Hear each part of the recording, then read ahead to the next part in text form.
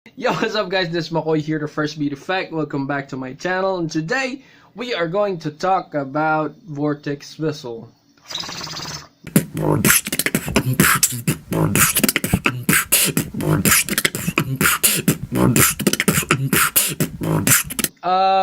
Okay.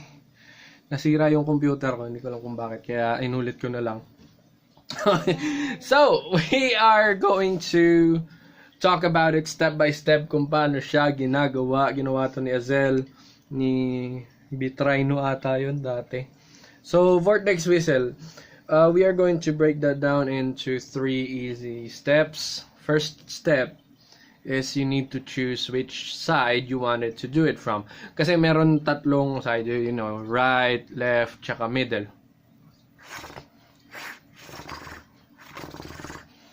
Hindi ko sure kung paano ginagawa yung middle. Pero may mga beatboxers na sa harap ginagawa.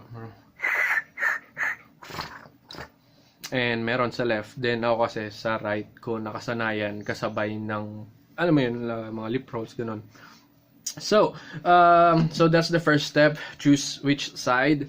Second one, you need to position your mouth like this. And then, you leave a hole with this tiny little hole.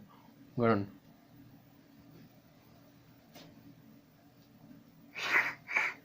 And medyo nakalabas to. Alam niyo yung sa mga pelikula, yung ganun. Pag nagtatawag sila ng taxi. Gumaganon sila. So, ganun na siya. Pero, walang kamay. Ganun yung posisyon ng bibig. Then you suck the air. Kailangan, pag ganun.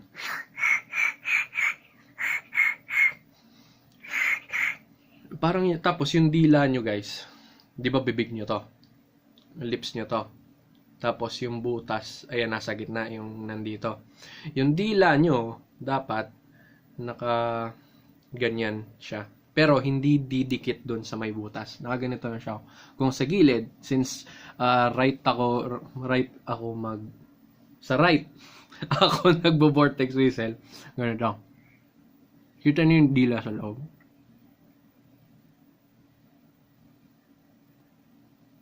Yan, medyo hindi siya doon nakadikit sa butas, pero nandun lang siya sa likod.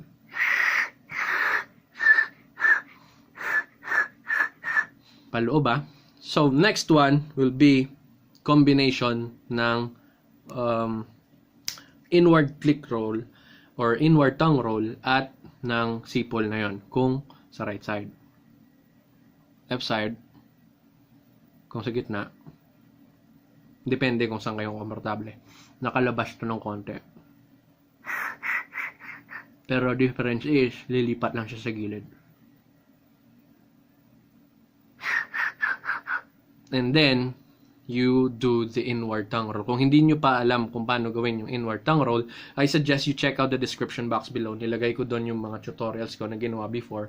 Nakalagay siya sa may Sega sound kasi pinag-step by step ko yun. Una, zipper. Second is yung inward tongue roll. Then yung third, kapag kinumbine, is magiging Sega sound. So, meron doon timestamp para diretso na kayo sa inward tongue roll na tutorial. So, but this time, if you already know the inward tongue roll, then it's time for us to combine that whistle and the inward tongue roll, such as gets. Guys, just a reminder also, if you're doing the vortex whistle, be mindful with the pressure that you're applying with your lip. Yung dapat hindi masyadong maipit at hindi masyadong maliit yung butas. Kasi kapag naglapit yung bibig nyo sa taas at yung bibig nyo sa baba, hindi tutunog ng maayos yung whistle. Magiging ganito yung tunog niya. So parang may nakaharang siya. Instead na, good thing about that is while you are learning that vortex whistle, while you are adjusting your lip, different positions, on the process, you'll be able to find a new technique. Parang instead na naghahanap kayo, di ba? Makakahanap kayo ng biglang ibang klaseng tunog na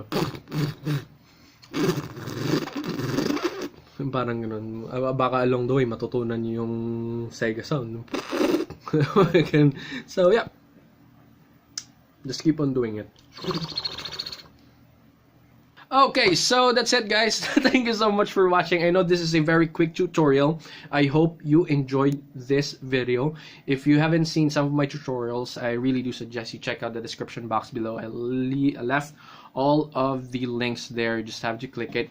And yeah, hit the subscribe button, share it with your friends. And yeah, that's it, guys. If you have other techniques that you wanted to learn, just leave a comment down below, then I'm going to do it. Alright, so that's it, guys. Thank you so much for watching. Peace, bro.